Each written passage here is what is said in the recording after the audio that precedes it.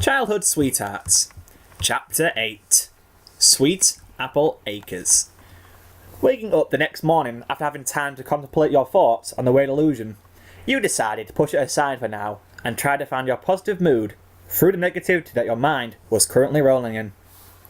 Mornings never were your thing, and especially not when you are as tired as you are this morning, still feeling exhausted from your emotional breakdown after the talk you had with Scootaloo. Trying to keep your emotions in check, and on the side for now, you proceeded with your morning rituals like you normally would. Shower, brush teeth, gel up your hair for a signature look, and that is it. After you went through those stages for your morning, you made your way down the stairs, and was immediately greeted by a pleasant aroma in the morning air that teased your nostrils with its intoxifyingly sweet scent, one that you knew all too well. Apple pancakes with a hint of cinnamon. Letting the thick and sweet scent guide you, you followed it as you had it under your spell, and through the living room and into the kitchen where you found your mother setting up 2 plates of delectable sugary goodness onto their surfaces. Noticing your presence, she smiled sweetly at you, a smile only a mother could manage. You smiled back, and when she motioned over to an empty seat around the table, you wasted no time in placing yourself on top of it, eager to get a bite of the pancakes you craved so much. In fact, you were so eager to eat them that you did so without even bothering to get a fork first, and it only took you a few seconds at the most to wolf down the whole stack in one go, giving a loud belch afterwards. That's my typical morning. Watching you all the while, your mother rolled her eyes at you, and you blushed an embarrassed blush. "Excuse you," she said with a soft giggle, and you giggled too. "Oh, by the way, Cerulean honey, there's a note over there for you." She nodded towards the end of the table where a small lined piece of paper was folded and stuck beneath a small plate. Curiously, you eyed it before gently pulling it from under the plate and unfolding it, reading what was on it. "Hey Cerulean, just in case you forgot, I want to see if you can meet me and my friends at Sweet Apple Acres today. You know, in case you forgot after last night. We'll meet you at Apple Bloom's house. Don't be long. Signed, Scootaloo." You blinked and suddenly remembered about mentioning Sweet Apple Acres and something about a clubhouse. You made a mental note to ask her about it later on in the day. With nothing to do or anything planned for the day, you decided it was best to get a move on if you were to meet Scootaloo and her friends. However, you thought it would be easier if she gave you a specific time to be over there. Picking yourself from your seat, you carried your plate to the sink and gave it a quick wash before giving your mother a peck on the cheek and telling her you're going to meet your friends. As you headed toward the door and was about to take your leave, your mother called out to you, "Have fun with your filly friend, hun." That stopped you dead in your tracks, and you could feel the heat of a blush begin to rise in your white cheeks, glowing radiantly. Turning to face your mother with a shocked expression at what you heard her say, "Mom," you whined, "she's not my filly friend," you said with a soft stomp of your hoof on the wooden flooring. It only seemed to amuse your mother further, and she giggled at how cute you looked when you were like this. "Whatever you say, sweetie. Whatever you say," she said in faint belief, obviously knowing about how you felt about Scootaloo. Although you thought it wasn't that obvious. Well, at least not to your mother, who never really bothered much to pay mind to what you do and with how you were around your friends, let alone a female friend who happens to be one of the few female friends you've ever had. You felt like saying something back after hearing her remark, but cooled yourself down and tried to ignore the one word in particular that she said in that sentence. Filly friend. Before leaving your house, you took your racing helmet and strapped it under your chin until it was tight and secure before grabbing your treasured scooter and kicking yourself off almost the second you got outside the inviting warmth provided by the sun. En route to Sweet Apple Acres. Arriving at Sweet Apple Acres, you marvelled at the pure beauty and tranquility of the land. In the orchards, hundreds of thousands of trees stood tall and straight, the light provided from the sun pouring over them and keeping them healthy while shiny. Red apples hung from their leaves like the baubles on a half-forming tree. As you neared closer to the farm, coming up just past the entrance, you saw a farmhouse that stood slap bang in the middle of the farmland, painted in an aging red that was fading into a paler shade than what it used to be, indicating that it has obviously been painted numerous times over the years. It may look like a rotten old farmhouse, but it was definitely clear that this rickety old house has been well maintained by the current owners of the Apple family, and despite the signs of age that show upon its bodily structure, that displayed amounts of varying abuse it's taken over the years, it still stands strong and serves a functioning household. Some short distance away from the farmhouse is located a barn of the same colours, and slightly bigger in size, presumably used as a storage for farm equipment, like most barns were. Coming to the front of the old farmhouse, from the first hoof you placed on it after dismounting your scooter, you could feel how fragile the structure actually was, and how much history must be coming from the entire building. Folding up your scooter, you placed it on your back, and knocked on the front door, and waited for an answer. Moments after your knocking on the rickety but surprisingly stable front door, it opened with a soft creak, and you saw that a familiar orange pony with a blonde mane and emerald eyes with a cowboy Stetson hat was standing there with a gentle smile on their face when she saw you. This pony, you knew from Apple Bloom, was her big sister, Applejack, who did most of the work in the orchards with her brother, Big Macintosh. "Well, howdy, young'un. You must be Cerulean," she greeted in a sweet southern accent, shared amongst all the members of the Apple family in Equestria. "Come on in. Your friends are all upstairs. Second door on the right." She moved aside to allow you entry to the household, and you smiled thankfully at her and shut the door behind you. Just like it was on the outside, the interior of the farmhouse was very well maintained and had fresh coats of paint on the wall that was a light shaded green, and on the floorboards that were made up from what you could easily tell was aged oak. Applejack led you to the stairs and let you go up alone, with just as old boards creaking beneath your weight. Coming to the top, you came to a simple corridor with a small window at the end, and 3 doors on the left and 2 on the right. Following what Applejack said, you moved for the second door on the right side and knocked against it and waited a response. When the door opened, you didn't have much time to react before you felt a hoof wrap around your waist and pull you inside with a crack as quick as a bullwhip, and closing the door behind you with a speed to match. The inside of the room served as a bedroom that you guessed was owned by Apple Bloom. At least, that's what you could tell from the contents of the room.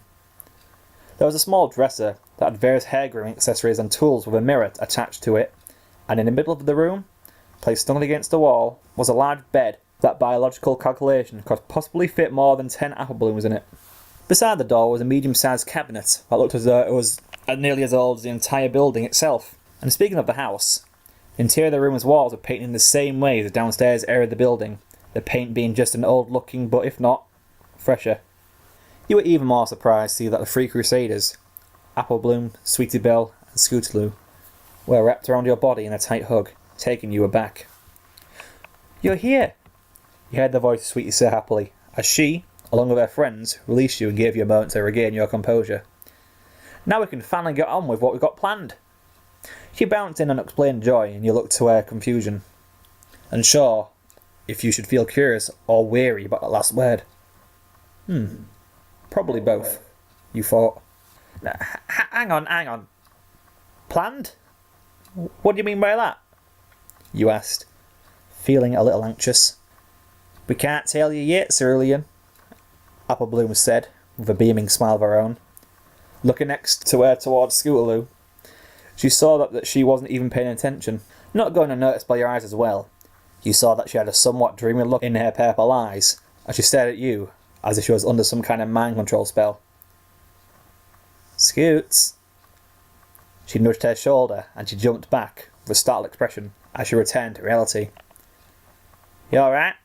A bright blush was starting to burn her cheeks, and she looked away from me nervously. Change of tense. Feeling pretty embarrassed. Yeah. Never better," she said quickly, doing her best to act like nothing ever happened and averting her gaze from the rest of you. Apple Bloom shrugged, and Sweetie giggled, trying to suppress herself with a hoof, and Scootaloo turned to glare daggers at her in a warning, but only made her giggle harder. "So, anyway, I suppose you all want to know why your Philly friend over there wanted to come over here," she said with a little smirk and a wink, much to your embarrassment and a blush that matched the intensity of a newly ignited one in Scootaloo's cheeks, as well as yours. "Hey! He's not my cult friend. It's not like that," Scootaloo protested, earning a laugh out of her 2 friends as her fuse was slowly lit by burning anger at the torment she was receiving. "Are you sure?" Apple Bloom continued to torment her friend, saying the last part like a pear, causing the anger in her Pegasus friend to become hot and taking her by surprise. Scootaloo tackled the country filly and pinned her to the floor with her anger burning behind her purple eyes like fire. "Apple Bloom, Gonna kill you. Oh, bring it up, you two, Sweetie said, the last bits of her laughter dying down before she levitated the infuriated orange Pegasus from on top of Apple Bloom, who was still giggling at how she reacted. We need to get down to business. She turned to you, clearly going to be the one to say to you what the point of you being here was. Cerulean, we asked you to come here because we wanted to ask you something. By something, you hoped that didn't mean a question such as, Hey Cerulean, as blunt as it sounds, do you love Scootaloo? In your cautious mind, you hoped it wouldn't be something like that, and odds were that it probably wasn't that. What? You asked slowly, feeling weary. We want you to become the newest member of the Cutie Mark Crusaders, Apple Bloom said in a cheerful voice. Confused at first, you remembered them saying that name someplace before. You didn't quite know how much what was meant by it. But from a random and logical guess from what you currently knew about them, you thought it was something to do about their special talents. Specifically, something to do with finding them.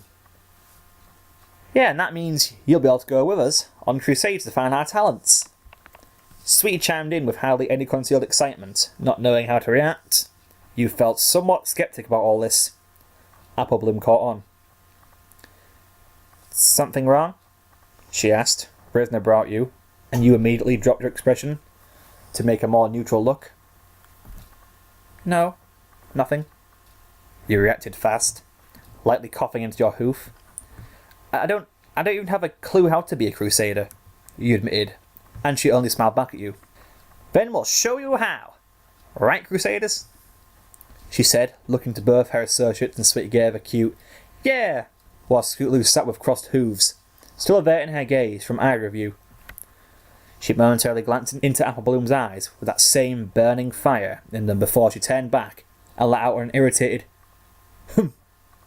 Oh, come on, Scoots, I was only joking. Slowly she began to get onto her hooves, and she angrily rolled her eyes, walking past the two of them and going to past you, towards the door. Whatever, she huffed, not even taking her time to look at you as she walked by. Something told you that this wasn't the first time she was teased about this. You looked to the remaining two in the room after she had left, and they shrugged, obviously used to her attitude. You rolled your own eyes before turning round and about to take your own leave when you felt the hoof of Apple Bloom tap you on the shoulder, causing you to turn back to look at her. She didn't say anything, but instead pointed towards your cheeks where the blush was still burning with embarrassment from earlier.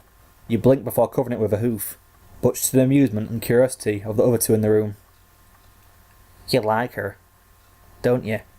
She asked innocently, making your already intense blush darken in colour. Beside her, Sweetie held the same expression as her friend. What? No, I mean, yes, You stammered uncontrollably, and Apple Bloom understandingly placed her hoof on your shoulder and caused you to stop and look at her, to surprisingly find that she was smiling with a knowing look in her eyes. Relax, Cerulean. We both know you like her, she admitted, a small blush appearing on her own cheeks. Though light in her own cream-coloured coat, it was still visible. Wait, what? You exclaimed in surprise. You knew? At that, she rolled her eyes at you. Well, duh, she said as though it was more than obvious. I've seen you two look at each other across from the room in class, and it didn't really take us long to figure that one out. She looked over to Sweetie, who smiled back to her. Oh, great. They both knew, you thought. What next? The whole class? Apple Bloom. Celestius, please don't tell her. If she finds out, she'll think I'm some kind of weirdo and she won't want to be friends anymore and... You ranted in panic before she shoved her hoof into your mouth, silencing you. Whoa, calm her down, you big goof. You know that she won't ever not want to be friends with you. Besides, that goes especially since she likes you too, she said with a wink, and you could have sworn that your heart froze and your mouth went numb, rendering you speechless.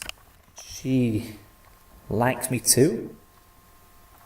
Looking back on all the times you spent hanging around with her, you did recall her sneaking a few dreamy glances at you, and that goes especially for in school. Though you were shocked upon hearing this from one of her closest friends, you would be lying if you said you didn't feel a pang of hope in your heart along with a smile that you could feel creeping onto your lips ever so slowly. Now come on, enough mushy talk. We got something to show you.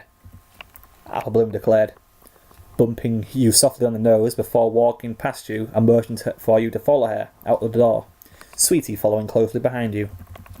Taking you outside, three of your friends led you a short way away from the main land that made up the farm. They took you on the brink of the edge of a nearby clearing of trees and towards a tree house of some sort that you guess has been here for some time, but was greatly maintained and appeared to be cleaned down to the last speck of dust.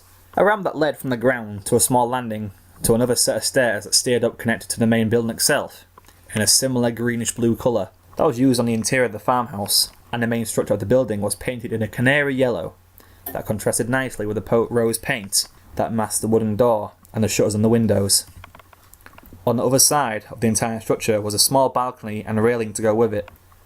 With all you have seen so far with the Apple family can do with manual labour and some tools, there was no denying that you were amazed with their handiness skill when it came to renovation work. "So, this is what you wanted to show me?" you asked, looking into the structure. Turning around to face you, Apple Bloom nodded with a smile. "Sure is. Now come on, we'll show you all around before we get started."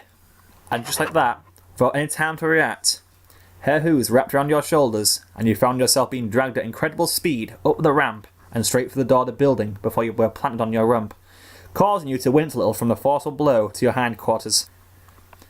The inside wasn't all that big and consisted of only a small hoof-drawn map created by the use of crayons and against paper and nailed to the far wall from the front of the clubhouse. To the left were a set of ladders that led to the upper level of the building, and the only thing rather than the map on the wall was a lantern above a white and red painted circle that was directly beneath it. "This is the Cutie Mark Crusader clubhouse," Apple Bloom and Sweetie announced proudly, bumping their hoofs together. As for Scootaloo, she didn't bother engaging with them, as she stayed outside on the ground with her back toward you, and leaning against the tree that the clubhouse was built into. Sweetie turned to you with a beaming smile. "And we want you to become a member." She pulled you in and hugged you, and you were surprised by the sudden embrace, still comprehending all of what was happening at this current moment in time. "And that means you get your own cape." Apple Bloom joined her and pulled out a red-maroon cape with a golden material layer underneath that gleamed like glitter, and on the back of either side, a small blue shield with a yellow filigree on her back hooves with a flowing cape behind her was stitched into it. Looking around for a moment, she looked as though she'd forgotten something, and all of a sudden, her eyes went wide and she looked down. Sweetie looked at her confusedly. "We need Scoots to do the initiation, but she's outside," she said quietly.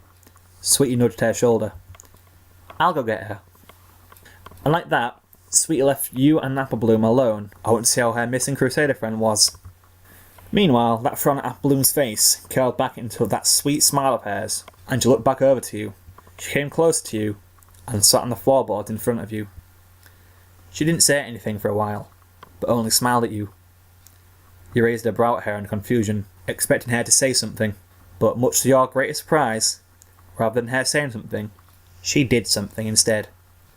She leaned closer to you and planted a kiss to your lips. A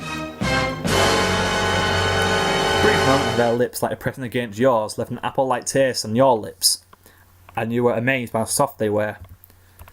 Largely taken aback by this sudden affection from one of your crush's best friends, your eyes went wide and your wings shot out from their concealed positions to their full spans, a feather or two falling free from the force of the uncontrollable reaction that was normal in a Pegasus. Blushes burned both your cheeks, and you didn't know how else to react. Nor did she. A million thoughts were running through your mind on this display of affection towards you, and you had no idea what to do, and unexpectedly, Apple Bloom kept her gaze averted from you as she ran from the clubhouse and out of sight within seconds, you only getting a small glimpse of her tail before on the way out. Getting up and rushing to the balcony, you saw her charge past a surprised Sweetie and Scootaloo, with her head down as she headed back towards the farmhouse. Despite Sweetie running along after her in hopes to find out what was wrong, she didn't slow down. With a flap of your wings, you lifted yourself from the balcony and hovered down to the ground, where Scootaloo was watching the two running off. With one last slap and your hooves thumping lightly against the ground as you landed, and catching Scootaloo's attention, she turned to face you. For a second, she smiled, but the next it turned to a frown, and she developed an inquisitive look in her eyes. "Hey Cerulean, Wait, why are you blushing?" she asked softly. No reason," you blurted. arousing a suspicious look from the Pegasus. How come you didn't come up anyway? Something wrong? You asked, but she shrugged, her expression shifting to an uncomfortable one. That doesn't matter. But what's up with AB? That blush on your cheeks intensified, and only increased her suspicions. I don't know, she said she wasn't feeling too good and... oh, pony feathers. Feeling incredibly uncomfortable under the gaze of Scootaloo, you spread your wings and flapped them. I gotta go, bye! You blurted, taking it off and blasting away from the farm as fast as your wings would allow. Cerulean, wait! You heard Scootaloo shout from below in a startled voice, but you didn't turn or look back. You just kept going and going until you were nothing but speck in the sky from her eye. You flew high above Ponyville and passed it towards some nearby woodlands that were sheeted over with a thick layer of trees, and you flew down towards it, knowing that no pony would think to look for you in such a place. You may not have ventured into such a place before, but it seemed good enough given your current mixed and confused thoughts. Finding a large open space from overhead, you landed and was amazed by how quiet it was. The trees were circling around the borderline of the desolate patch of grass, and there was a small lake along with a small waterfall beside it that broke the silence with the rushing sound of water. Coming up beside the lake, you took off your helmet and scooter from your body and placed them aside, and looked at your reflection in absolute absent-mindedness. Looking into your own cerulean ice eyes, you could see how confused you looked and all the thoughts behind them. To you, it was bizarre. If Apple Bloom knew you liked Scootaloo, then why did she kiss you? After all the times the four of you spent together, you have seen them sneaking glances and giggling at the two of you, even once you overheard them mention how cute you were together. So from there, it became obvious to them that you did like Scootaloo, somewhat more than a friend, and that you were falling for her. Even more importantly, you really wanted to confess to Scootaloo and tell her what you really think about her, but other than your nerves that stopped you from doing so, there was a new barrier that came from that kiss from Apple Bloom. The two of them were best friends and had known each other for a long time, so surely this would create a tragic tension in their friendship once Scoots finds out. Annoyed, you stamped your hoof against the ground and let out a growl of frustration, releasing the anger from your body. However the situation was, you could tell that it wasn't going to end well, especially since you knew that Apple Bloom had feelings for you too. As to why, you couldn't wrap your mind around. Over the years of your life in Manhattan, you were reminded of the many times some fellas would ask you out, much to your surprise of course, and disappointingly, none of them were what you liked in a filly friend, and you would always try to turn them down in the politest manner you possibly could. You sat down and rubbed your temples with your hooves, wanting nothing more than for this to all go away. It was too much for your brain to handle, and it made your head hurt of all these mixed and bottled up emotions. On your own for a while, you tried to clear your thoughts while laying down on the grass and staring up at the clouds, allowing your mind to relax and unwind from today's sessions.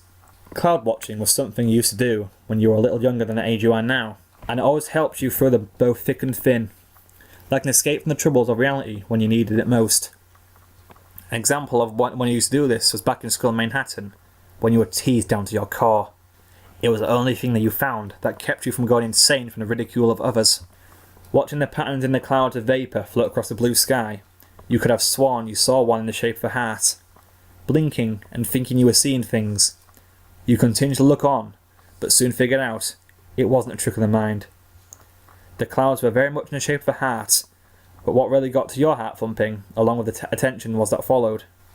A cloud in the shape of Scootaloo and yourself. You knew it was the two of you, because you knew every last trim of her mane and tail, her height, and how turned her body was in comparison to a colt's. You continued to watch, and the two clouds and blushed when you saw them come close and touch lips in a passionate kiss. At first, you were sure you were only just seeing things, but then it hit you. Was it some kind of sign? As in, what's to come? You knew that she likes you, but she didn't know that you returned those feelings for her. As a mental conclusion to all the signs you've seen so far, your only end in the line of questioning led up to one thing. She loves me, you breathed, getting up from your laid-back position and began to pierce in thought. Oh, she loves me, she loves me. The words echoed in your head. I love her. Oh, what do? I've never felt this way about any pony. Like, how do I tell her? Will she hate me? Never talk to me again? Or... You looked into the pond, seeing your own reflection and the pain expression on your face. If you love her, tell her. You jumped back in shock. Recovering your composure, you looked back into the eyes of your reflection, seeing them stare right back. Did my own reflection just talk to me? Tell her how you feel, Cerulean, it said with a weak smile. Gasping in disbelief at what you were seeing, you stumbled back a bit, coming away from the water. Okay. I really need a break from all this mushy stuff, you said tiredly, your voice slightly shaken. Picking your helmet back up and strapping it under your chin and grabbing your scooter, you unfolded it and took off to the skies on it with a powerful flap from your wings.